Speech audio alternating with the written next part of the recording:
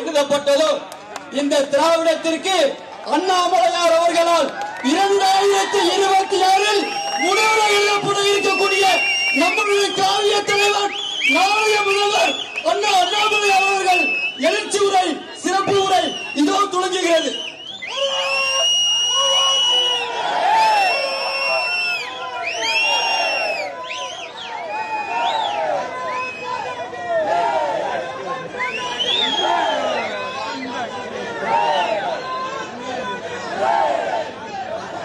அன்பார்ந்த பெரியவர்களே, தாய்மார்களே, அன்பிற்குரிய சகோதர சகோதரிகளே, ஒரு சட்டமன்றத்தினுடைய வாக்காளர்களுக்கு நம்முடைய பொதுமக்களுக்கு நன்றி சொல்லக்கூடிய கூட்டத்தை பாருங்க. நீ எல்லாருமே திரும்பி பார்த்தீங்கன்னா எந்த அளவுக்கு மக்கள் அலைகடலாக மதுரை தெற்கு சட்டமன்றத்தினுடைய பாரதிய ஜனதா கட்சி மக்களுக்கு நன்றி சொல்வதற்காக சேர்ந்திருக்கக்கூடிய அந்த கூட்டத்தில் மக்கள் வந்திருக்கின்றார்கள் பாருங்க. தேர்தல் முடிந்து ஒரு 3 மாதத்துல மக்களுடைய எழுச்சி. அடுத்த தேர்தல் வருவதற்கு இன்னும் 500 நாட்கள் இருக்கு. மக்களுடைய உற்சாகம் எல்லோருக்கும் தெரியும். தமிழகத்தினுடைய போர்க்களத்தில், அரசியல் களத்துல திராவிட கட்சிகளை அகற்ற வேண்டும் என்றால் ஒரு இடத்துல பிள்ளையார் சொல்லியை போட வேண்டும். அந்த பிள்ளையார் சொல்லியை போடும் பொழுது மக்கள் அந்த நம்பிக்கையை கொடுக்கும் பொழுது நம்முடைய தொண்டர்கள், தலைவர்கள் இன்னும் வேகமாக தங்களுடைய முன்னெடுப்பை எடுப்பார். அப்படிப்பட்ட பிள்ளையார் சொல்லி தமிழகத்தில் 2024 பாராளுமன்ற தேர்தலில் நம்முடைய தேசிய ஜனநாயக கூட்டணியுடைய எல்லா தலைவர்களும் தொண்டர்களும் சென்று போட்டிருக்கின்றார். இது ஒரு சாதாரணமான தேர்தல் இல்லைங்க. இந்த தேர்தலை கொஞ்சம் உத்து பார்த்தீங்கன்னா தமிழகம் திராவிடத்தினுடைய பிடியிலிருந்து வெளியே வந்துவிட்டது என்பது 2024 பாராளுமன்ற தேர்தல் தெல்ல தெளிவாக நமக்கு உணர்த்தி இருக்கிறது. தமிழகம் முழுவதுமே 39 பாராளுமன்ற தொகுதியில பாரதிய ஜனதா கட்சி தேசிய ஜனநாயக கூட்டணியுடைய வாக்குகள் ஒத்து பார்ப்பாங்க. 68,045 பூத்துக்கள் இருக்கு. தமிழகம் முழுவதுமே 39 பாராளுமன்ற தொகுதியில 68,045 பூத். அந்த 68,000 பூத்துல 7,174 பூத்துல பாரதிய ஜனதா கட்சி தேசிய ஜனநாயக கூட்டணி முதல் இடத்திற்கு வந்திருக்கிறது. 68,045 பூத்துல 18,086 பூத்துல 2வது இடத்துக்கு வந்திருக்கின்றோம். என்ன கணக்கு சொல்லுது பாருங்க. தமிழகத்தினுடைய மொத்த பூத்துல பாரதிய ஜனதா கட்சி தேசிய ஜனநாயக கூட்டணி 37% பூத்துல 1ஆம் இடம் 2ஆம் இடம் வந்திருக்கின்றோம். இது சாதனை இல்லைங்களா? 70 ஆண்டு காலமாக திராவிட கட்சிகளுடைய பிடியில் இருக்கக்கூடிய தமிழகம் உறக்க பேசி இருக்கிறது. 37% பூத். 68,000 பூத்துல 3 பூத்துக்கு ஒரு பூத்துக்கு மேல சொல்லி இருக்கிறாங்க. நாங்க மாத்தி யோசிக்கிறோம், உங்க கூட நிக்கிறோம், உங்களை கவனிக்கிறோம், உத்து பார்க்கிறோம், மாற்றம் வேண்டும் என்று நினைக்கிறோம்.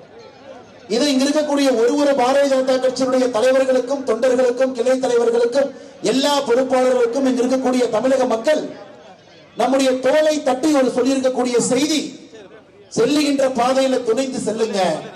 2026 இந்த 37 என்பது 100% மாறும். எல்லா பூத்துகளும் கூட தமிழகத்தில் ஒரு பூத்துல கூட 68,045 ஒரு பூத்துல கூட திராவிட கட்சிகள் லீடு எடுக்க முடியாத நிலைமை 2026 சட்டமன்ற தேர்தலில் நிச்சயமாக அது நடக்கத்தான் போகுது. அதுக்கு பிள்ளையார் சொல் ஒரு போர்க்களத்தில் இவ்வளவு பெரிய படையை எதிர்த்து 5 முறை ஆட்சியில் இருக்கக்கூடிய கட்சி, 6 முறை ஆட்சியில் இருக்கக்கூடிய கட்சி, ஒரு முறை ஆட்சிக்கு வந்துட்டு போயிட்டாங்கன்னா 15,000 கோடி 20,000 கோடி ரூபாய் கொள்ளையடிக்கக்கூடிய கட்சிகள்.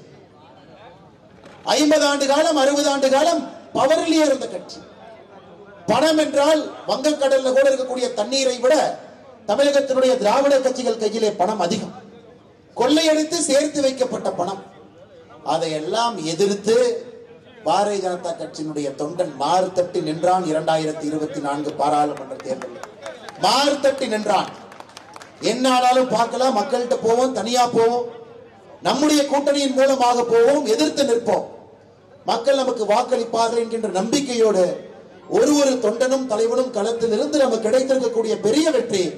தமிழகத்தில் 39 பாராளுமன்ற தொகுதியிலும் மதுரை வெற்றியை நான் கொஞ்சம் வித்தியாசமா பார்க்கிறேன். நீங்க நினைக்கலாம் வெற்றி வேறவங்க பெற்றிருக்காங்களே, நீங்க வெற்றிங்கிற வார்த்தையை பயன்படுத்துறீங்க.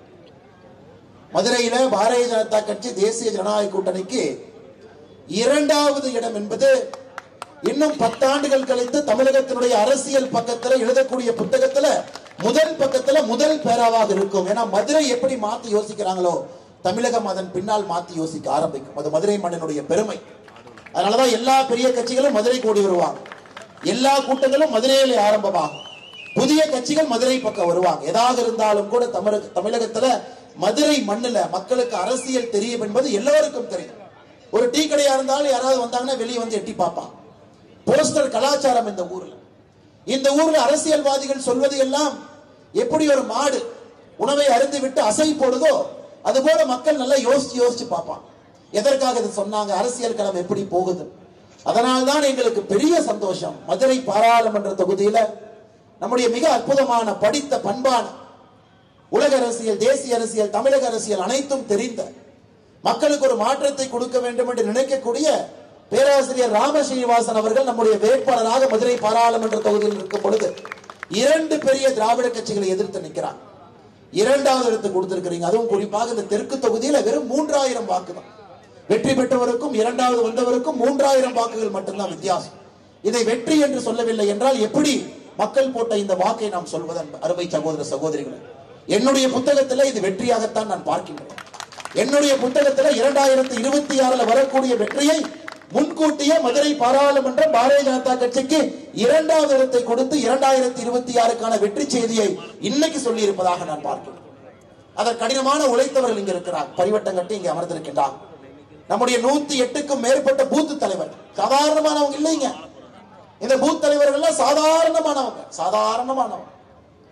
டாஸ்மாக் கடையில் போய் கமிஷன் வாங்கி தினம் எனக்கு 500 ரூபாய் கொடுப்பா, அது போன்று மத்த கட்சி பூத் தலைவர்கள் கிடையாது. மாநில அரசு ஒரு திட்டம் போடுறாங்க, 30% கமிஷன் கொடுத்துரு, அது போன்ற பூத் தலைவர்கள் கிடையாது. மக்களுக்கு ஏதாச்சும் வாங்கி கொடுத்தா எனக்கு ஒரு 20% கமிஷன் கொடுத்துரு, கட்சி வளர்க்கணும், அது போன்ற பூத் தலைவர்கள் கிடையாது. ஏன் மத்திய அரசுடைய திட்டமே இங்க செயல்படுத்தினாலும் கூட அதுல எனக்கு ஒரு 20% கொடு, பாரதிய ஜனதா கட்சியை வளர்த்தணும் என்று சொல்லக்கூடிய தலைவர்கள் கிடையாது. மிக மிக சாதாரணமானவர்கள், சாதாரணமான வேலையை செய்பவர்கள், அன்றாடம் ஒரு தொழிலுக்கு செல்பவர்கள், கார்பெண்டரா, ஃபிட்ரா, சமுதாயத்தில் மக்களுக்கு தேவையான முக்கியமான கடுமையான பணியை செய்யக்கூடியவர்கள். ஏன் சில பூத்து தலைவர்கள் கூலி தொழிலாளர்கள். அன்னைக்கு போய் அவங்க சம்பாதிச்சாதான் அவங்க குடும்பம் நடக்கும் என்று சொல்லும் அளவுக்கு பாரதிய ஜனதா கட்சியினுடைய பூத் தலைவர்கள் இருக்கின்றார்கள், கடினமாக உழைத்துக் கொண்டிருக்கின்றார்கள். அந்த பூத் தலைவர்கள் பெற்றிருக்கக்கூடிய வெற்றி இது சாதாரணமான வெற்றி இல்லை. சாதாரணமான வெற்றி இல்லை. உழைப்பை மட்டும் நம்பி, தங்களுடைய சொந்த வியர்வையை மட்டும் நம்பி, நேர்மையான மக்களிடம் சென்று வாக்கை பெற வேண்டும் என்று கடினமாக உழைத்து, குறிப்பாக மதுரை தெற்கு தொகுதியில 108 பூத்துக்கள்ல நாம லீட் எடுத்திருக்கிறோம். சாதாரண வேலையில் 108 தலைவர்கள் இங்கே பரிவட்டம் கட்டி அமர்ந்திருக்கின்றார். 108 பேர் இங்க இருக்கிறாங்க. அதனால் பாரதிய ஜனதா கட்சி உங்கள் முன்னால் தலை வணங்குகிறது. 2026 பாரதிய ஜனதா கட்சி ஆட்சிக்கு வரும் பொழுது நீங்கள் போடக்கூடிய அஸ்திவாரம், உங்கள் முகம் மீடியாவுக்கு தெரியாது, நீங்க மேடையின் மீது அமரவில்லை, தமிழகத்தினுடைய மக்கள் உங்களுக்கு யாரும் தெரியாது, உங்க பேரு கூட தெரியாது. ஆனால் நீங்கள் உழைக்கின்ற உழைப்பினால் தான் நாங்கள் இந்த மேடையின் மீது அமர்ந்து கொண்டிருக்கின்றோம். அருமை தொண்டர்களே, சகோதர சகோதரி, அப்படிப்பட்ட நம்முடைய பூத் தலைவர்களுக்கு ஒரு பாராட்டு விழா, இங்க இருக்கக்கூடிய எல்லா நம்முடைய தலைவர்களை, தொண்டர்களை உற்சாகப்படுத்த வேண்டும் என்பதற்காக இந்த பகுதியினுடைய மதுரை மாநகரத்தினுடைய எல்லா சட்டமன்ற தொகுதிகளும் கூட மக்களுக்கான நன்றி சொல்லக்கூடிய அந்த கூட்டம் நடந்து கொண்டிருக்கிறது. என்னுடைய பாக்கியம் மதுரை தெற்கு தொகுதியினுடைய மக்களுக்கு நன்றி தெரிவிக்கக்கூடிய கூட்டத்திற்கு இங்கே நான் கலந்து கொண்டிருக்கின்றேன். இதற்கு மிக முக்கிய காரணமாக இருக்கக்கூடிய அந்த மாவட்டத்தினுடைய தலைவர் அருமை அண்ணன் மகா சுசீந்திரன் அவர்கள் ஒரு போராளி. சுபாஷ் சந்திரபோஸ் ஐயாவுடைய வழித்தடத்திலே அரசியல் பாதையை பின்பற்றி வந்தவர். தேசிய இயக்கமான பாரதிய ஜனதா கட்சியில முழுமையாக தன்னை அர்ப்பணித்துக் கொண்டு, குறிப்பாக இந்த பகுதியில அடிப்படை வேலையை செய்து கட்சியை பலப்படுத்த வேண்டும் என்று கடுமையாக உழைக்கக்கூடிய அற்புதமான ஒரு மாவட்ட தலைவர் அண்ணன் மகா சுசீந்திரன் அவர்கள் தலைமையிலே இந்த கூட்டம் மிக இனிமையாக நடந்து கொண்டிருக்கிறது. நம்முடைய மாநிலத்தினுடைய பொதுச் செயலாளர், திருவள்ளூர் பாராளுமன்ற தொகுதியினுடைய வேட்பாளர், சாதாரணமான ஒரு குடும்பத்திலே பிறந்து படிப்பு, அவருடைய கல்வி, அவருக்கு இருக்கக்கூடிய சமுதாய பாசம் மூன்றும் சேர்ந்தால் தமிழகத்திலே ஆட்சி மாற்றம் நடக்கும் என்கின்ற முழு நம்பிக்கையோடு பாரதிய ஜனதா கட்சியிலே பயணம் செய்யக்கூடிய அண்ணன் பொன் பாலகணபதி அவர்கள் நம்மோடு இருக்கின்றார்.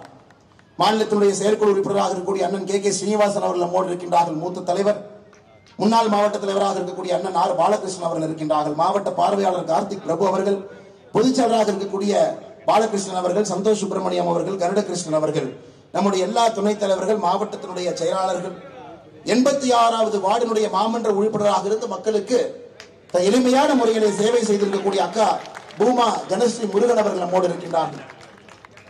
விவசாய அணியினுடைய மாநில துணைத் தலைவராக இருக்கக்கூடிய அண்ணன் மணி முத்தையா அவர்கள், கலை கலாச்சார பிரிவினுடைய மாநில துணைத் தலைவர் அண்ணன் கே சி பாண்டியன் அவர்கள், முன்னாள் ராணுவ பிரிவினுடைய மாநில செயலராக இருக்கக்கூடிய அண்ணன் சக்திவேல் அவர்கள், கல்வியாளர் பிரிவினுடைய மாநில துணைத் தலைவர் அண்ணன் கந்தசாமி அவர்கள், பொருளாதார பிரிவினுடைய மாநில தலைவர் எம் எஸ் ஷா அவர்கள், மாநில பொதுக்குழு உறுப்பினர் பாலமுருகன் அவர்கள், தமிழ் வளர்ச்சி பிரிவினுடைய மாநில செயலாளர் ஞானேஸ்வரன் அவர்கள், நெசவாளர் பிரிவினுடைய மாநில செயலாளர் ஆசா ராணி அவர்கள், மேடையின் மீது இருக்கக்கூடிய எல்லா அன்பு தலைவர்களுக்கு, மேடையின் முன்புறம் இருக்கக்கூடிய எல்லா அன்பு தலைவர்களுக்கு, இன்று பாரதிய ஜனதா கட்சியில் இணைவதற்காக வந்திருக்கக்கூடிய நம்முடைய கள போராளிகளுக்கு இந்த நேரத்தில் வருக வருக என்று வரவேற்று எனக்கு வாய்ப்பு கொடுத்த உங்களுக்கு நன்றி தெரிவித்து சில கருத்துக்களை உங்கள் முன்னால் வைக்க வேண்டும் என்று நான் விரும்புகின்றேன். அருமை சொந்தங்களை ஏற்கனவே சொன்னது போல தமிழகத்தில் 37% பூத் என்கிற அடிப்படை அங்கதான் ஓட்டு போடுறாங்க. அவங்க இன்னைக்கு தேசிய ஜனநாயக கூட்டணி பாரதிய ஜனதா கட்சி முதலிடம் 2வது இடத்துக்கு கொண்டு வந்திருக்கிறாங்க. வெற்றி பக்கத்துல தாங்க இருக்கு, ரொம்ப பக்கத்துல இருக்கு. ஏன்னா மக்கள் ஒரே நேரத்தில் பேச மாட்டாங்க. கிட்டத்தட்ட 70 ஆண்டு காலமாக ஒரு திராவிட கட்சிக்கு ஓட்டு போட்ட கை பாரதிய ஜனதா கட்சிக்கும் தேசிய ஜனநாயக கூட்டணிக்கும் மாற்றி ஓட்டு போடும் பொழுது ஒரு 5 நிமிடம் 10 நிமிடம் யோசித்து விட்டு தான் ஓட்டு போடும். நமக்கு அந்த பொறுமை இருக்க வேண்டும். ஆனா 2024 தனியா நின்னோம், நம்ம ஜெயிச்சிருக்கணுமே. மதுரையில் இதை விட வேட்பாளரை பார்த்தீங்கன்னா மதுரையில் இந்த வேட்பாளரை விட எந்த வேட்பாளருமே நல்ல வேட்பாளர் இல்லை, ஏன்னா அருமையான வேட்பாளர். தமிழகத்தில் அது போல பல இடத்துல நமக்கு அற்புதமான தலைவர்கள் இருந்தார்களே.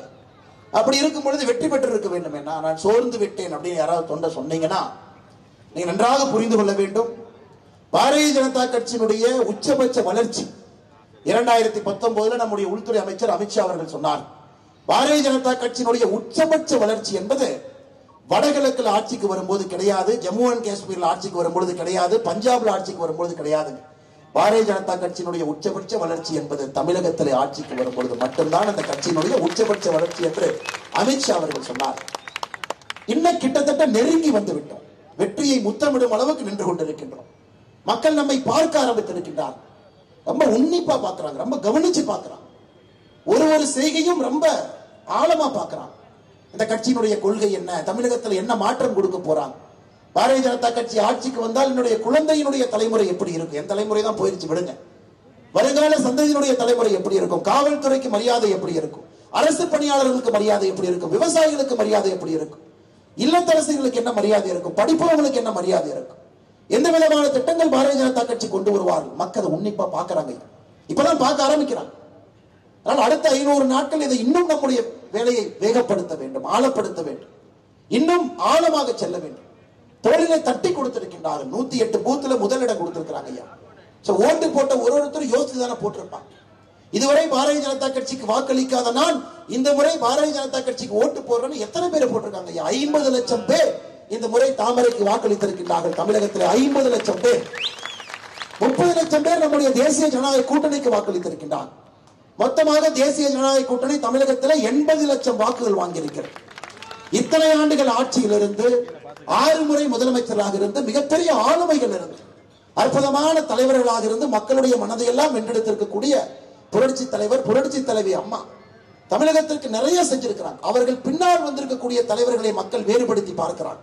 அவங்க மாதிரி இவங்க இல்லையே, அவங்க நேர்மை அவங்ககிட்ட இல்லையே, அவங்க பேசின பேச்சு அவங்ககிட்ட இல்லையே, அவங்க செயல்பாடு இந்த தலைவர்கள்ட்ட இல்லையே, அதையெல்லாம் பார்த்து விட்டு அந்த கட்சிக்கே 1 கோடி ஓட்டு தான் கொடுத்திருக்கிறாங்க ஐயா. தேசிய ஜனநாயக கூட்டணிக்கு 80 லட்சம் ஓட்டு, வெறும் 20 லட்சம் ஓட்டு தான் குறைவு. 6 முறை ஆட்சியில் இருந்தவர்கள், 6 முறை ஆட்சியில் இருந்தவர்கள், தொடர்ந்து 10 ஆண்டு காலம் ஆட்சியில் இருந்தவர்கள், அவர்களுக்கும் நமக்கும் தமிழகத்தில் வெறும் 20 லட்சம் ஓட்டு தான் கம்மிங்க. தேசிய ஜனநாயக கூட்டணி 80 லட்சம், அனைத்து இந்திய அண்ணா திராவிட முன்னேற்ற கழகம் 1 கோடி.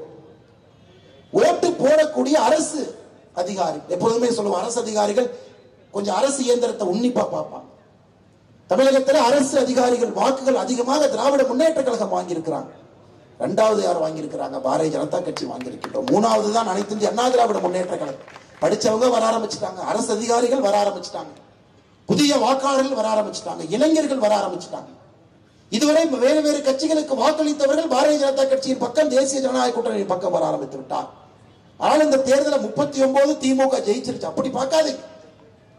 33% வாக்கு வைத்திருந்த திராவிட முன்னேற்ற கழகம் 2019 பாரதிய ஜனதா கட்சி தேசிய ஜனநாயக கூட்டணி 6% அவருடைய வாக்கை இறக்கி 27% கொண்டு வந்து நிறுத்தி இருக்கின்றோம். அப்படி 12% வாக்கு வைத்திருந்த காங்கிரஸ் கட்சி 10.5%, 1.5% கொண்டு வந்து வச்சிருக்கிறோம். பாரதிய ஜனதா கட்சியை பார்த்து நோட்டா கட்சி, 1% கட்சி, எல்லாம் எள்ளி நகையாடைய கட்சிகளுக்கெல்லாம் கண்ணிலே விரலை விட்டு ஆட்டி நம்முடைய கூட்டணி 18% வாக்குகள் வாங்கியிருக்கின்றோம். பாரதிய ஜனதா கட்சி கிட்டத்தட்ட 11% வாக்குகள் வாங்கியிருக்கின்றோம். அதனால அருமை சொந்தங்களே, நீங்கள் செய்யக்கூடிய பணி இன்னிதான் நீங்க அதிகப்படுத்துங்க, இன்னிதான் வேலைப்படுத்தணும். ஏன்னா மக்கள் ஒரு முறை பார்வையை நம்ம பக்கம் திருப்பிட்டாங்க. ஒரு விஷயத்தை நல்லா புரிஞ்சுக்கணும் ஐயா, கலைஞர் கருணாநிதி அவருடைய நாணய வெளியீட்டு விழா பாரதிய ஜனதா கட்சி சார்பாக அண்ணன் அண்ணாமலை அங்க போயிருந்தாங்க. மத்திய அரசு சார்பாக ராஜ்நாத் சிங் ஐயா வந்தாங்க, ஐயா முருகன் அவங்க வந்தாங்க. உடனே அதிமுக கார பிரஸ் மீட் போட்டு பார்த்தீங்கல்ல, அங்க போயிட்டாங்க. அதிமுக நண்பர்களுக்கு நான் சொல்ல விருப்பப்படுகின்றேன், எதிரியாக இருந்தாலும் தகுதியான எதிரியை தேர்ந்தெடுத்து அவன் மதிப்பளிப்பான் என்பதற்கு கலைஞர் நாணய வெளியீட்டு விழா ஒரு சாட்சி. எங்களை திமுக எதிரியாக ஏற்றுக்கொண்டிருக்கிறது. எதிரியா? அவர்களுக்கு தெரியும் தமிழகத்தினுடைய வருங்காலம் எங்கே இருக்கிறது, எங்கே செல்ல வேண்டும் என்று. அந்த எதிரியை கூப்பிட்டு அவங்களுடைய தலைவனுக்கு வணக்கம் வைக்க சொல்லி வேண்டிக் கொண்டார்கள். வணக்கம் வைத்து விட்டு வந்திருக்கின்றோம். எங்களுக்கு அது தவறு கிடையாது. 5 முறை முதலமைச்சராக இருந்ததற்கு மரியாதை செலுத்தி. கொள்கை கிடையாது உங்களுக்கு. தமிழகத்தில் குட்டிச்சுவராக்கி இருக்கிறீங்க. தமிழகத்தை ஒரு கொலைகார நாடாக, கொள்ளைக்கார நாடாக, கொள்ளையடிக்கக்கூடிய நாடாக மாற்றி இருக்கின்றீர்கள். எங்கே பார்த்தாலும் லஞ்சம், ஊழல், லாவண்யம் என்றது. ஆனா எங்களுடைய பிரதமர் ரொம்ப பெருந்தன்மையானவர். உங்களை மாதிரி காலங்காத்தால 2 மணிக்கு வந்து கைது பண்ணி ஐடியில் ஏதோ போஸ்ட் போட்டான், பேஸ்புக்ல ஏதோ போஸ்ட் போட்டான், 2 மணிக்கு கைது பண்ணி உள்ள வைங்க. அப்படி 5 முறை முதலமைச்சராக இருந்த ஒரு தலைவருக்கு மரியாதை கொடுக்க வேண்டும் என்றால் எங்களுடைய பிரதமர் அந்த மரியாதையை கொடுப்பார். காரணம், அதிலே நாங்கள் எப்பொழுதும் அரசியல் செய்ய மாட்டோம். அது பாரதிய ஜனதா கட்சியுடைய இலக்கம். நாம அனைத்து இந்திய அண்ணா திராவிட முன்னேற்ற கழகம் கூட்டணியில் இல்லாத பொழுது 2017 கூட்டணியில் இல்லை. இதே மரியாதையை புரட்சி தலைவர் எம்ஜிஆர் ஐயாவுக்கு செஞ்சோம். அவருடைய 100ஆண்டு விழா 1917 எம்ஜிஆர் ஐயா பிறந்திருந்தாங்க புரட்சி தலைவர். 2017 அவருக்கு இதே 100 ரூபாய் நாணயத்தை வெளியிட்டோம். 100 ரூபாய்.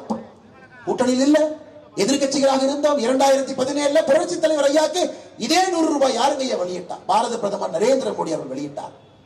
ஆனா உங்களுக்கு தெரியும், மோடி ஐயா மேடைக்கு வந்து அந்த நாணயத்தை மோடி ஐயா வெளியிட்டால் புரட்சி தலைவர் ஐயாவுடைய ரசிகர்கள் எல்லாம் மோடியின் பக்கம் வந்து விடுவார்கள் என்று தெரிந்துதான் 2 ஆண்டுகள் அந்த நாணயத்தை வெளியிடாம நீங்களே பத்திரமா பூட்டி வச்சிருந்து 2017 வெளியிட்ட நாணயத்தை 2019 நீங்களே மேடையின் மீது வெளியிட்டுக் கொண்டிருக்கிறீர்கள். நாங்கள் சரியாக எங்களுடைய கடமையை செய்திருக்கின்றோம். நீங்க கூட்டணி எதிர்கட்சி கூட இருக்கீங்கன்னு பார்க்கலாம். புரட்சி தலைவர் ஐயாவுக்கு செய்ய வேண்டிய மரியாதை 2017 செஞ்சோம். 2 ஆண்டுகள் கழித்து அந்த விழாவை நடத்தினோம்.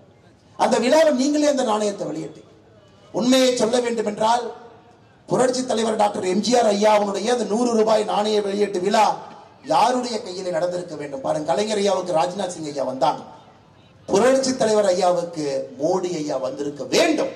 மோடி ஐயாவுடைய கையிலே அந்த 100 ரூபாய் நாணயம் வெளியிடப்பட்டது. அது உங்க பிரச்சனை, நீங்க கூப்பிடல.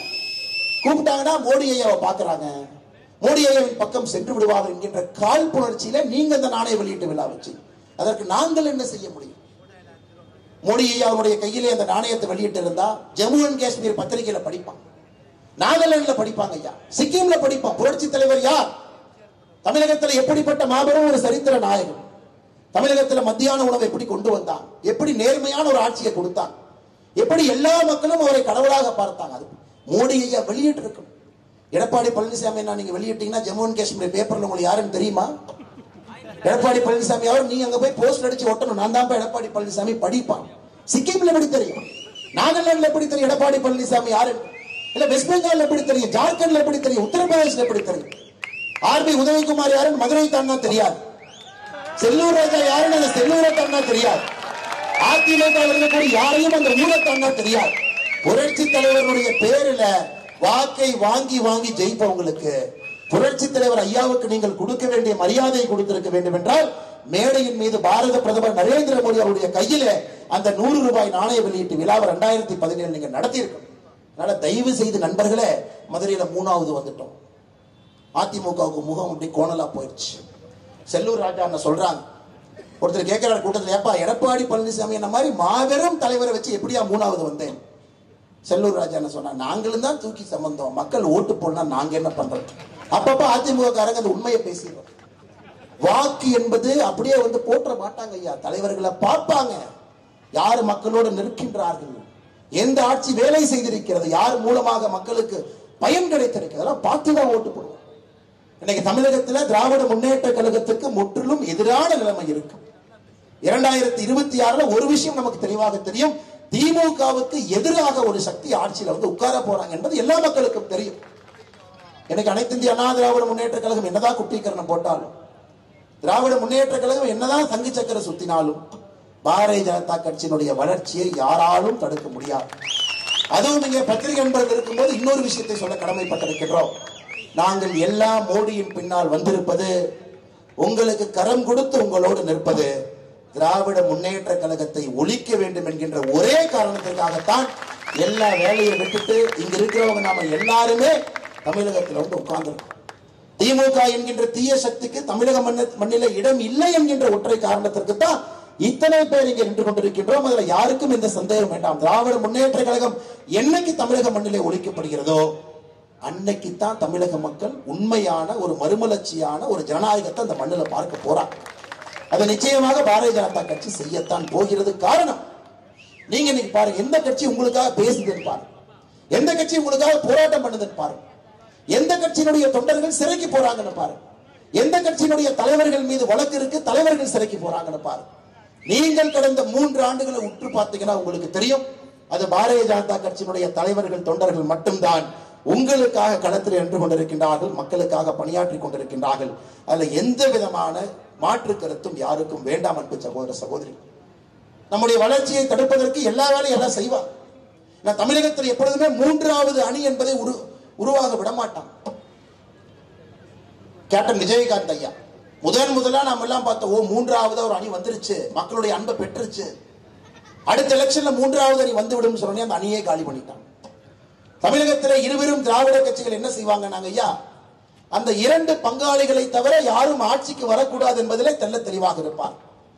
3வது யாராவது பலமாக வளர்ந்தால் முதல்ல பலமா வளர்ற அந்த கட்சியை வெட்டி சாச்சிட்டு சண்டை நாம் இருவரும் போட்டுக் கொள்ளலாம் என்பதுதான் கடந்த 30 ஆண்டு காலமாக தமிழகத்தில் இருக்கக்கூடிய அரசியல் நிலவரம். ஐயா மூப்பனார் அவர்கள் ஆரம்பித்து, ஐயா வைகோ அவர்கள் ஆரம்பித்து, நீங்க நல்லா உத்து பாருங்க, கேப்டன் விஜயகாந்த் அவர்கள் ஆரம்பித்து 3வதாக யாரெல்லாம் வருகின்றார்களோ அவர்கள் பின்னால் அந்த 2 திராவிட கட்சிகளும் யுத்தத்தை ஆரம்பிக்கும். அதனால்தான் இன்னைக்கு பாரதிய ஜனதா கட்சியின் மீது மிக அதிகமாக கற்கள் வீசப்படுகிறது. எல்லாரும் வேலையும் தாக்குதல், சிறைக்கு அனுப்புங்க, தவறா எழுதுங்க, தவறா பேசுங்க, கெட்ட வார்த்தையில ஆபாசமா திட்டுங்க, கட்சியினுடைய வளர்ச்சியை தடுப்பதற்கு என்னவெல்லாம் செய்ய முடியுங்க 2 கட்சிகளும் செய்து பார்த்துக் கொண்டிருக்கின்றார். ஆனால் இது நமக்கு இருக்கக்கூடிய மிகப்பெரிய சவால். கடந்த 30 ஆண்டுகளாக யாரும் செய்ய முடியாததை பாரதிய ஜனதா கட்சி 2026 செய்து காட்ட வேண்டிய கட்டாயம் நமக்கு இருக்குங்க. மாபெரும் தலைவர்கள் 3வதா வர முடியலைங்க ஐயா. 2 கட்சிகளும் வீழ்த்தி அவரால் ஆட்சிக்கு வர முடியும். ஜி.கே. மூப்பனார் ஐயா எவ்வளவு பெரிய மனிதர், எவ்வளவு நேர்மையான ஒரு மனிதர், முடியவில்லை அவரால். வைகோ ஐயா ஆரம்பகால வைகோ, இப்ப இருக்கிற வைகோ ஐயா விட்டுருங்க, ஆரம்பகால வைகோ ஐயாவை பாருங்க. கேப்டன் விஜயகாந்த் அவர்களை பாருங்க, எவ்வளவு தீர்க்கமாக அரசியல் இருந்தார், எப்படியெல்லாம் அவர்கள் காலி செய்யப்பட்டார்கள் என்பதை அரசியல் சரித்திரம் திறந்த யார் படித்தாலும் கூட நமக்கு தெரியும்.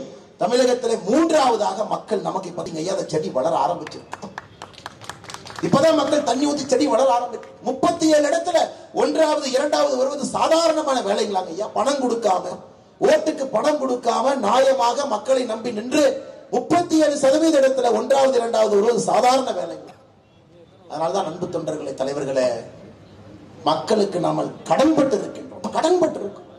வெளியே போய் சொல்லுவாங்க, பீகார்ல காசு வாங்காம ஓட்டு போடுறோம், இந்த ஊர்ல காசு வாங்காம ஓட்டு போடுறோம், உங்க ஊர்ல காசு வாங்கி ஓட்டு போடுறோம். வெளி மாநிலத்தை கேட்கின்றார்கள். நான் தைரியமா சொல்றேன், தமிழகத்துல 80 லட்சம் பேர் பாரதிய ஜனதா கட்சி கூட்டணி, தேசிய ஜனநாயக கூட்டணிக்கு ₹1 வாங்காம ஓட்டு போட்டிருக்காங்க. எத்தனையோ இடத்துல 2வது கொடுத்திருக்கிறாங்க. மக்களுக்கு இப்பதான் முதல்ல நம்பிக்கை வருது. அவங்க 30 வருஷமா ஏமாந்துட்டாங்க. 3வதாக யாரும் வர முடியாது என்பதை மக்களுடைய மனதிலே விதைத்து வைத்திருக்கின்றார். இந்த 2 கட்சிகளுக்கு மாற்று யாரும் இல்லை என்பதை விதைத்து வைத்திருக்கின்றார். ஜி.கே. மூப்பனார் ஐயானால முடியல, வைகோ ஐயானால முடியல, கேப்டன் விஜயகாந்த் அவர்களால் முடியல, யாருனாலையும் முடியாது. அது இன்னைக்கு தாங்க உடைக்கிறோம். இது கஷ்டமான ஒரு பாறை, இது உடைப்பது அவ்வளவு எளிது கிடையாது. காரணம், இங்கே பாரதிய ஜனதா கட்சி வந்துவிட்டால் உண்மையான ஜனநாயகத்தை தமிழக மக்கள் பார்க்க ஆரம்பிப்பார். இன்னைக்கு நீங்க சுத்தி பாருங்க ஐயா, சுத்தி பாருங்க. 70 ஆண்டு காலமாக திராவிட அரசியல் சுத்தி பாருங்க. 1967 இருந்து ஆரம்பிக்கலாங்க ஐயா. 1967 வந்தோடனே இவங்க என்ன பண்ணாங்கன்னு மட்டும் பாருங்க. அதுவரை பூட்டி கிடந்த மதுக்கடைகளை திறந்தாங்க. பூட்டி கிடந்த மதுக்கடைகளை திறந்து மது ஆறாக எல்லா பக்கமும் பெருக்கெடுத்து ஓடிச்சு. பச்சை தமிழன் கர்ம வீரர் காமராஜர் ஐயா 1964 அவருடைய இருக்கையை விட்டுவிட்டு எனக்கு முதலமைச்சர் பொறுப்பு வேண்டாம், நான் கட்சி பணிக்காக செல்லுகின்றேன் என்று 1964 சொன்ன பொழுது தமிழகத்தினுடைய மொத்த விவசாய நிலம் 60 லட்சம் ஹெக்டேர். 60 லட்சம் ஹெக்டர்ல விவசாயம் பண்ணுங்க ஐயா. 60 ஆண்டுகள் கழித்து 2024 மொத்த விவசாய நிலம் 46 லட்சம் ஹெக்டர். 60 வருஷத்துல 24 லட்சம் ஹெக்டர் விவசாய நிலம் குறைந்திருக்குது. விவசாயம் சுருங்கி இருக்குதுங்க ஐயா. காரணம் தண்ணி இல்ல, தண்ணி இல்ல. காமராஜர் ஐயா 1964 எத்தனை அணையை கட்டிட்டு போனார். அதன் பிறகு எத்தனை அணையை கட்டி இருக்கிறார். விவசாயத்துக்காக பணம் ஒதுக்கி இருக்கிறாங்களா? இதே மதுரை மாநகரத்துக்குள்ள ஸ்மார்ட் சிட்டிக்காக கோடி கோடியாக பணம் கொடுத்தாலும் கூட ரோட்டுல குழி இருக்கா, குழியில ரோடு இருக்கான்னு தாங்க ஐயா தினமும் போயிட்டு இருக்கோம். மதுரை மாநகரம் சங்கத்தமிழ்ல இருந்து ஆரம்பிக்கும். சங்கம் வளர்த்த ஒரு ஊர், சங்கம் வைத்து தமிழை வளர்த்த ஒரு ஊர். இந்த ஊருக்கு சரித்திரமே இல்லைங்க ஐயா. One of the oldest city, புராதனமான ஒரு நகரம். காசிக்கு வந்து நம்ம சைடுல ஒரு ஊரை கொண்டு வந்து காசிக்கு பக்கத்துல நிறுத்தினா அது மதுரை மாநகரம். எல்லா காலத்திலும் நிலைத்து நின்ற ஒரு நகரம். தண்ணி இருக்குங்களா ஐயா? சுகாதாரம் இருக்கா? மக்கள் நிம்மதியாக ஒரு பக்கம் போயிட்டு வர முடியுமாங்க ஐயா? நீங்களே சொல்லுங்க. ரோடு ஒழுக்கமா இருக்கா? குடிக்கிறதுக்கு தண்ணி ஒழுக்கமா வருதா? எதுவுமே இல்லை. கேட்டால் திராவிட மாடல். அவங்கதான் உள்ளாட்சி பிரதிநிதிகள், அவங்கதான் மேயர், அவங்கதான் எம்எல்ஏ, அவங்கதான் மந்திரி, அவங்கதான் முதலமைச்சர், அவங்கதான் எம்பி, எல்லாம் அவங்கதான். எங்கே கொண்டு போய் நிறுத்தி வச்சிருக்கிறாங்க பாருங்க.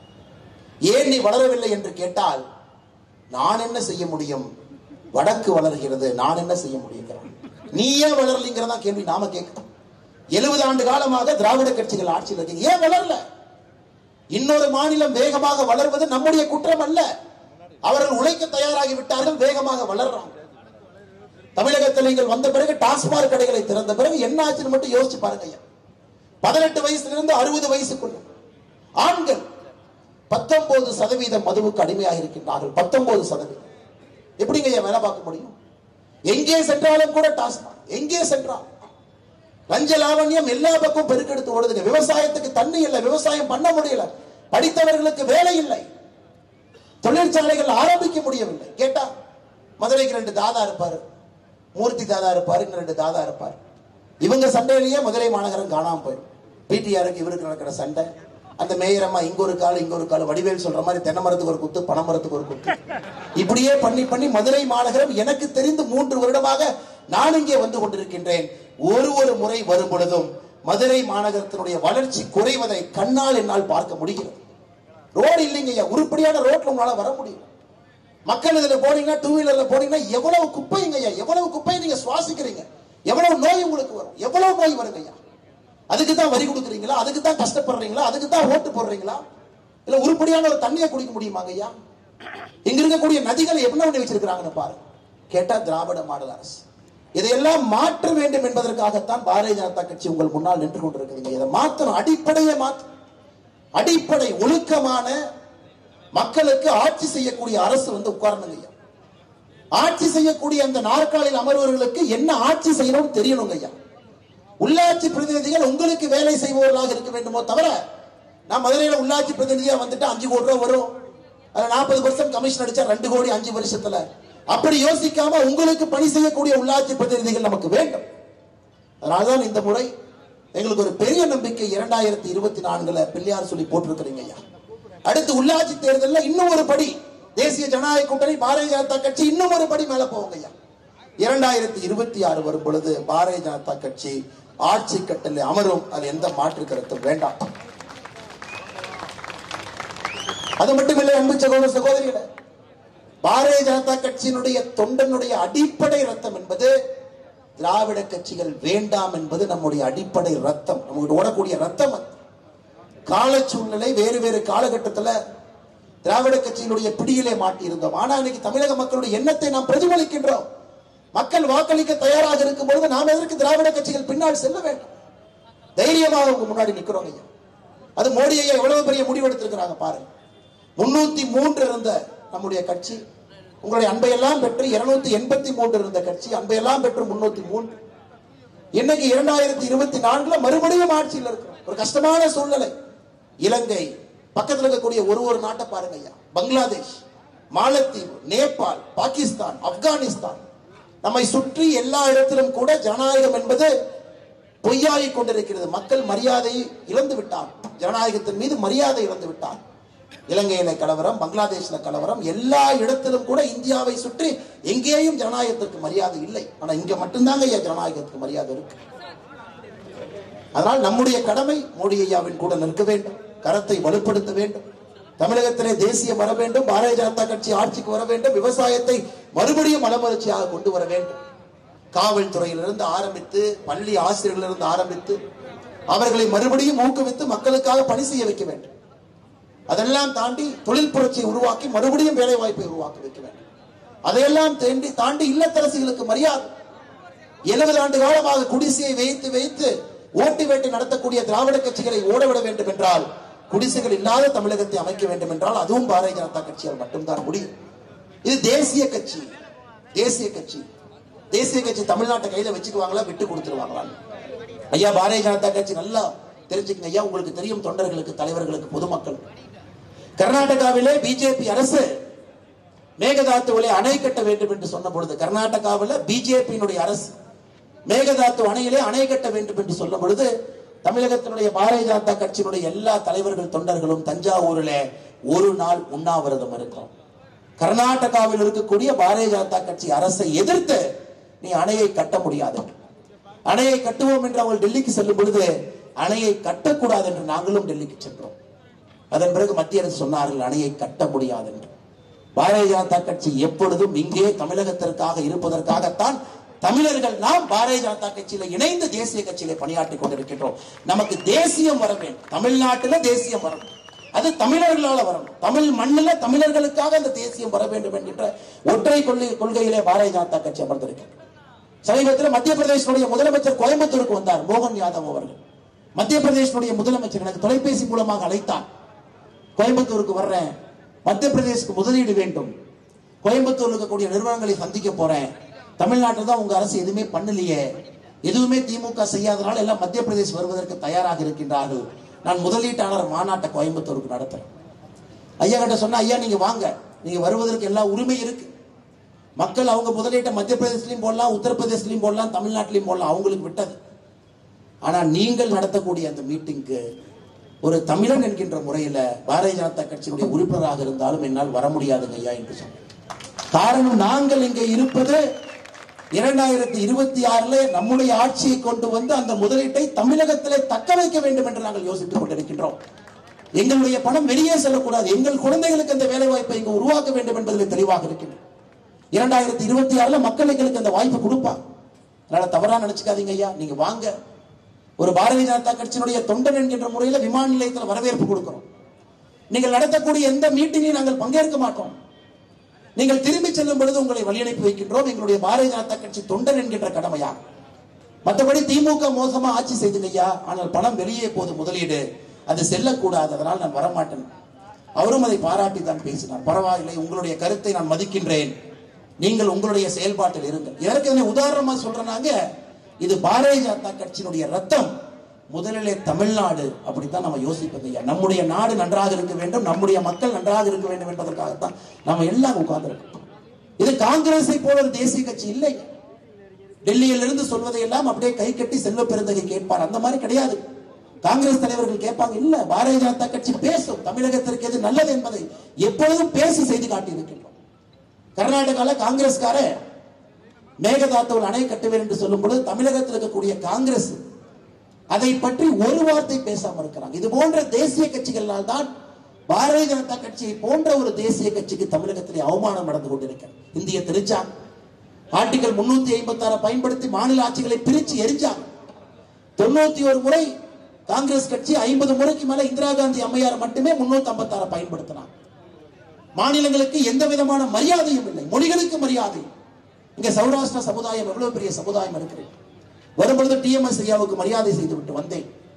1200 ஆண்டுகளுக்கு பிறகு முதலாக பாரத பிரதமர் நரேந்திர மோடி அவர்கள் உங்களுக்காக சௌராஷ்டிரா தமிழ் சங்கமம் நடத்தி காட்டியிருக்கிறார். 1200 ஆண்டுகளுக்கு பிறகு சௌராஷ்டிரா சமுதாயம் 2 முறை சௌராஷ்டிரா பகுதியிலிருந்து தமிழகத்தை நோக்கி வர ஆரம்பித்தார். 1200 ஆண்டுகளுக்கு முன்பு ஒரு முறை, 800 ஆண்டுகளுக்கு முன்பு ஒரு முறை, 2 முறை நீங்க குடிபெயர்ந்து வந்தீங்க. அங்க இருக்கக்கூடிய படையெடுத்துக் கொண்டு யார் வந்து உங்களை துன்புறுவதற்கு வருகின்றார்களோ அவர்களும் தப்பிக்க வேண்டும் என்பதற்காக இன்னைக்கு அதே குஜராத் மண்ணை சார்ந்த நரேந்திர மோடி அவர்கள் சௌராஷ்டிரா சங்கமம் நடத்தவில்லை, சௌராஷ்டிரா தமிழ் சங்கமத்தை நடத்தி நமக்கு பெருமை தேடி கொடுத்திருக்கிறார். இது பாரதிய ஜனதா கட்சி, ஒரு தேசிய கட்சி, மாநிலத்தை முதன்மையாக வைத்து ஆட்சி நடத்த முடியும் என்கின்ற இலக்கணம் கடந்த 10 ஆண்டுகளாக தேசிய ஜனநாயக கூட்டம் நாம் காட்டியிருக்கின்றோம்.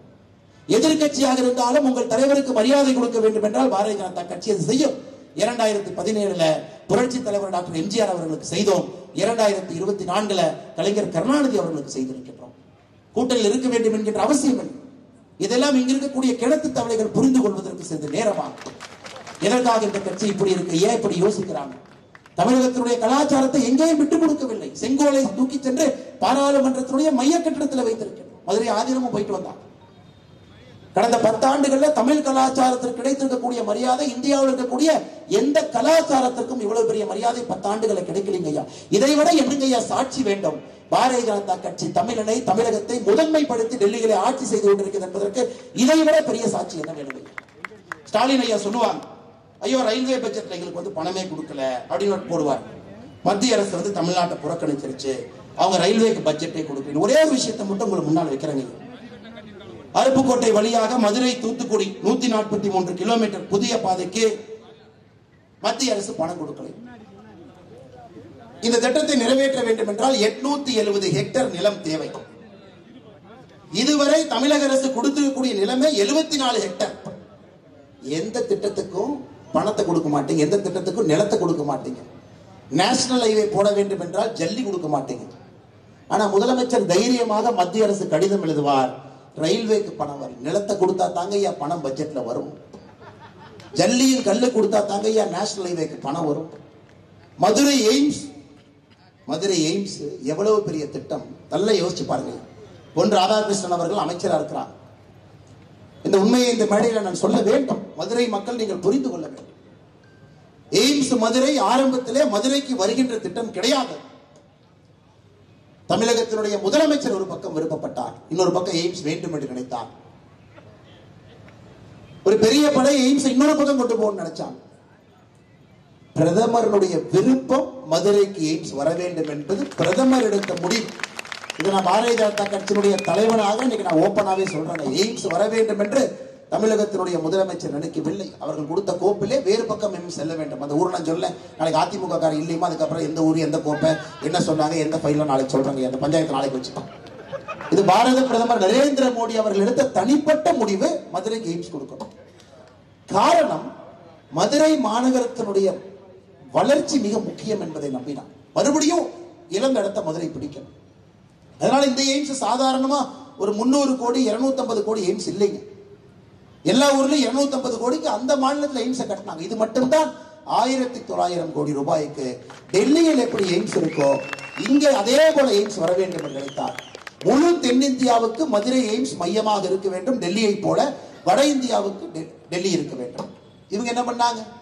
நிலத்தை கொடுக்கல. நிலத்தை கொடுப்பதற்கு தாமதம் பண்ணாங்க. தெரியும் மத்திய அரசினுடைய திட்டம்னா நிலத்தை கொடுக்காத, அதை ஜவ்வு மாதிரி இழு, 2 வருஷம் கழிச்சு நிலத்தை கொடு, கெட்ட பெயரை ஏற்படுத்து.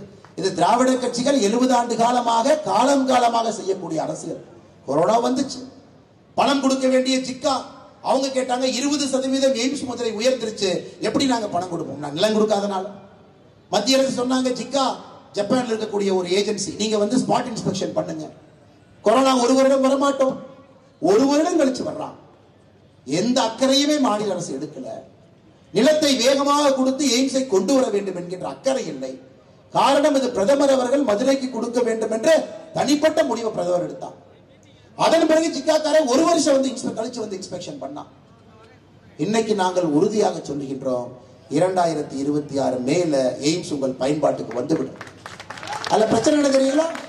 திமுக தெளிவா இருக்கிறாங்க, 2026 எய்ம்ஸ் வரக்கூடாது, அந்த எலெக்ஷன் எய்ம்ஸ் வரலின்னு வச்சு பிரச்சாரம் பண்ணணும். அது திமுக என்ன பண்றாங்க? சமீபத்தில் இந்த கட்டுமான பணிக்காக எய்ம்ஸ் உள்ள இருக்கக்கூடிய மரத்தை வெட்ட பெர்மிஷன் கேட்டாங்க. ஐயா நீங்க சொல்லுங்க, உங்க வீட்டு பக்கத்துல ஒரு மரத்தை வெட்டணும்னா எத்தனை நாள் அனுமதி கொடுப்பான்?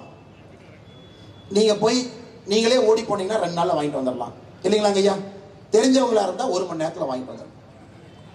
5.5 மாதம் கொடுத்து அனுமதி கொடுத்தாங்க. 5.5 மாதம். இங்க இருக்கக்கூடிய ட்ரீ கட்டிங் லைசன்ஸ், எய்ம்ஸுக்குள்ள இருக்கக்கூடிய மரத்தை வெட்டுவதற்கு 5.5 மாதம் கழித்து இவங்க அனுமதி கொடுத்தாங்க. போராடி கொண்டிருக்கின்றோம் தனிப்பட்ட முறையில. இன்னைக்கு நம்முடைய முன்னாள் தேசிய தலைவர் இந்நாள் தேசிய தலைவர் ஜே.பி. நட்டா அவர்கள் இன்னைக்கு மருத்துவத்துறை அமைச்சராக இருக்கிறார். அண்ணன் ராம சீனிவாசன் அவர்கள் வேட்பாளராக வரும் பொழுது அவங்க கேட்ட முதல் கேள்வி, ஐயா நான் மக்கள் முன்னாடி வேட்பாளராக தேதியை சொல்ல வேண்டும், இந்த தேதிக்கு மதுரை எய்ம்ஸ் மக்கள் பயன்பாட்டுக்கு வரும் என்கின்ற தேதியை சொல்ல வேண்டும் என்று கேட்கும் பொழுது நட்டா சொன்னாங்க, நான் செய்கின்ற முதல் வேலை இதுவாகத்தான் இருக்கும் என்று சொன்னார். இந்த கூட்டத்திற்கு வரும் பொழுது பேசினார், செய்யணும். பாராளுமன்றத்தில் எங்களுக்கு தமிழகத்தில் எது வருதோ இல்லையோ எய்ம்ஸ் வர வேண்டும் என்பதிலே தெல்ல தெளிவாக இருக்கின்றோம். ஒரு ப்ராஜெக்டை காட்டணுங்க ஐயா. 1900 கோடி ரூபாய்க்கு இவனை இவ்வளவு தடுத்தும், நிலத்தை கொடுக்கறத தடுத்தும், இவ்வளவு பிரச்சனை பண்ணியும், மரவெற்றக்கு லைசன்ஸ் கொடுக்காம இதெல்லாம் பண்ணிட்டு இங்க வந்து டிராமா பண்ணுவானுங்க. மத்திய அரசு ரொம்ப லேட்டா செயல்படுத்து. இவ்வளவு வேகமாக செயல்படக்கூடிய மோடி அரசு நீங்களே யோசிச்சு பாருங்க. 73 விமான நிலையம் இன்னைக்கு 151 கட்டி தள்ளுறாரு இந்தியா முழுவதுமே. தமிழ்நாட்டில் மட்டும் ஏங்க அது ஸ்லோவா போகுது? நீங்களே யோசிச்சு. அரசியல் இல்லையா? இந்தியா முழுவதும் வெஸ்ட் பெங்கால்ல வேகமா போகுது. மம்தா பானர்ஜியினுடைய மாநிலத்தில் மத்திய அரசுடைய திட்டம் வேகமா போகுது. எதிர்கட்சிகள் இருக்கக்கூடிய மாநிலத்தில் மத்திய அரசுடைய திட்டம் வேகமா போகுது. தமிழ்நாட்டிலே மட்டும் நீங்கள் ஏன் தாமதப்படுத்த வேண்டும்? காரணம், இதிலும் இந்த பொறுக்கித்தனமான அரசியல் செய்து கொண்டிருக்கிறார். காட்டக்கூடாது, மெதுவா வரணும் மதுரை மக்கள்.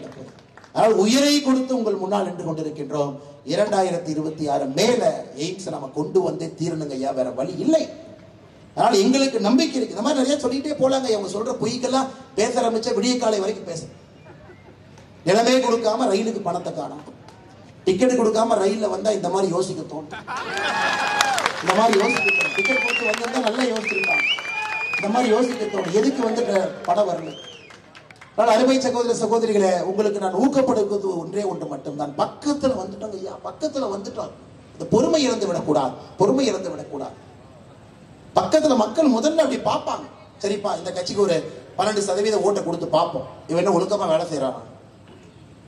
பக்கத்திலே மக்கள் நம் பக்கம் திரும்பி பார்க்கும் பிறகு நம்முடைய வேகத்தை இன்னும் அதிகப்படுத்த வேண்டுமோ தவிர குறைக்க கூடாது. அதனால்தான் கிளை தலைவர்களை பரிவட்டம் கட்டி முன்னிலையில் அமர வைத்திருக்கின்றோம். இன்னைக்கு நீங்க 5வது கியருக்கு மாத்த வேகமா போங்க ஐயா. 2026 நான் தெளிவாக சொல்லுகின்றேன், பாரதிய ஜனதா கட்சி தேசிய ஜனநாயக கூட்டணியுடைய ஆட்சி தான் நடக்க போதுங்க ஐயா. மிக தெளிவாக உங்களுக்கு சொல்ல, எத்தனை பூத்து மாறி இருக்கிறது, எப்படி மாறி இருக்கிறது, மக்களுடைய சிந்தனை. ஓட்டு போடக்கூடிய பிறகு 2வது 6 முறை முதலமைச்சராக இருந்த அதிமுக 3வது இடம். அரசு அதிகாரிகள் போடக்கூடிய வாக்களம். பாரதிய ஜனதா கட்சி தேசிய ஜனநாயக கூட்டணி 2வது இடம். அரசு அதிகாரிகளுக்கு தெரியும் யாருடைய ஆட்சி வந்தால் அவர்கள் நன்றாக இருப்பார்கள் என்பது அரசு அதிகாரிகளுக்கு தெரியும். சென்னை மாநகரத்தில் தினமும் ஒரு அரசு அதிகாரி குடும்பம் பார்த்தீங்கன்னா உண்ணாவிரதத்தில் இருப்பாங்க. செவிலியர்கள் ஒரு பக்கம், பட்டதாரி ஆசிரியர்கள் ஒரு பக்கம், எல்லா பக்கம் நடக்கும். அதனால் முழு தமிழகம் நம் பக்கம் திரும்பி இருக்கிறது. இந்த நேரத்தில் கட்சிக்காரங்க இன்னும் ஜாக்கிரதையா இருக்கணும். எந்த தவறு யாரும் செய்யக்கூடாது. ரொம்ப ஜாக்கிரதையா இருக்கு. மக்கள் நாளா அரசியல் கட்சியா பார்த்தாங்க, ஜெயிச்சிட்டோம். மக்கள் இப்ப இருந்து நம்மை பார்ப்பது ஆள தகுதியான கட்சியான்னு பார்க்க போறாங்க. நல்லா நான் வச்சுக்கோங்க. 2024 வரை தமிழக மக்கள் நம்மை பார்த்தது இது அரசியல் கட்சியா. 2026க்கு மக்கள் நம்மை பார்க்க போவது இது ஆள தகுதியான கட்சியா. ஆள தகுதியான கட்சிக்கு சில இலக்கணம் இருக்க வேண்டும். நேர்மையாக அந்த கட்சி இருக்கணும் ஐயா. தொண்டர்களும் தலைவர்களும் நேர்மையா இருக்கணும். ஆள தகுதியான்னு பாக்குறாங்க. அரசியல் பண்ணியாச்சுங்க ஐயா, வந்தாச்சு, 3வது வந்தாச்சு, காமிச்சாச்சு. ஆள தகுதியானவர்களா என்று பார்க்கும் பொழுது நீங்கள் இன்னும் கண்ணும் கருத்தமா இருக்கணும் ஐயா. ஒரு சிறு தவறு கூட இடம் கொடுக்க கூடாது. ஒரு சின்ன தவறு மக்கள் மனசு விட்டுருவாங்க. காரணம், பெரிய சாம்ராஜ்யங்களை எதிர்த்து நாம் நின்று கொண்டிருக்கின்றோம். அதனால் தான் அருமை தொண்டர்களை தலைவர்களே, ஆள தகுதியானவர்களா என்று பார்க்கின்ற இடத்திற்கு பாரதிய ஜனதா கட்சியை கொண்டு வந்து நிறுத்தி இருக்கின்றீர்கள்.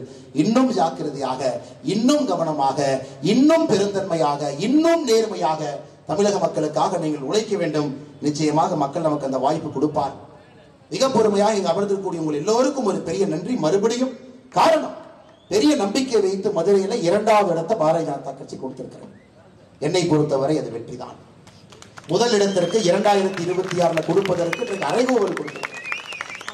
அது ப்ரொஃபசர் ராமசீனிவாசன் போன்ற நல்ல ஒரு பேச்சாளர்கள், பக்குவமானவர்கள், அரசியல் தெரிந்தவர்கள், பாராளுமன்றத்தினுடைய பேச்சு இருந்தா எப்படி இருக்கும் நான் பல நேரத்தில் நினைச்சு பார்த்திருக்கேன்.